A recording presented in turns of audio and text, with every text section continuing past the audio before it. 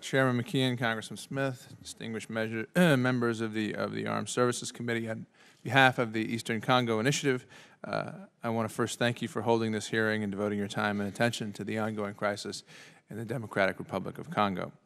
My name is Ben Affleck. I am the founder of the Eastern Congo Initiative. We are the only U.S.-based grant-making and advocacy organization entirely focused on working with and for the people of Eastern Congo, a region that has the unwanted distinction of being one of the most volatile in the world and the site of the deadliest conflict since World War II.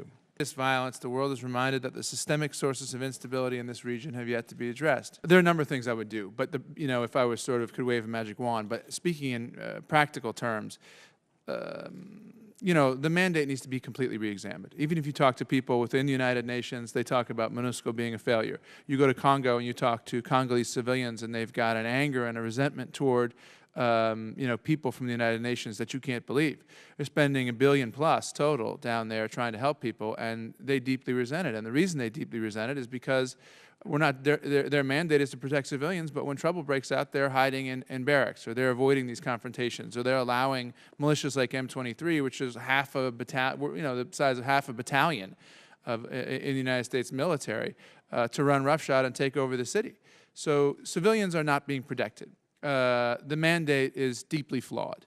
The leadership probably needs to be re-examined. I think that I would, in a very broad sense, look at making sure that we are protecting civilians and making sure that we are using the leverage that we have through MONUSCO. As you say, we're spending over $400 million a year, that we get our money's worth from the American taxpayer. Then we need to ask for better. It's a noble and valiant mission. It's a place where people are suffering, and we can do better. And one of the ways that we can do better is try to expand upon some of the training that they're doing there, trying to address this issue of soldiers getting paid, which is one of the real problems down there, is that nobody gets paid. Their salary is $40 a month, and they're not even getting that. And there is a culture handed down since Mobutu that says, well, don't worry about getting paid. You're really going to live off the population. And that's what's given rise to FARDC being responsible for more than 40% of the gender-based violence in that country. Let's take seriously its lack of legitimacy in many parts of Congo and act now to address the grievances of its people. It becomes sort of fashionable to say, like in a larger sense, the continent of Africa, oh, well, hopeless, corrupt, problematic, can't fix it. Not true. Not true in Africa, not true in Congo, not true in Eastern Congo, because I've seen advancements. And I do believe that there's, necessarily a kind of incrementalism that has to be part of one's approach, that yes, that these battalions are rather small, and right now they're just emblematic of what could happen. But it can, in fact, happen, because I've seen other similar progress take place, and I've seen it engineered, conceived, and driven by people who live there, which makes sense if you think about it. The people who are best equipped to rebuild their neighborhood are the people who live there. Assassinated his son. What attributes do any of you all attribute to the son as far as his leadership abilities?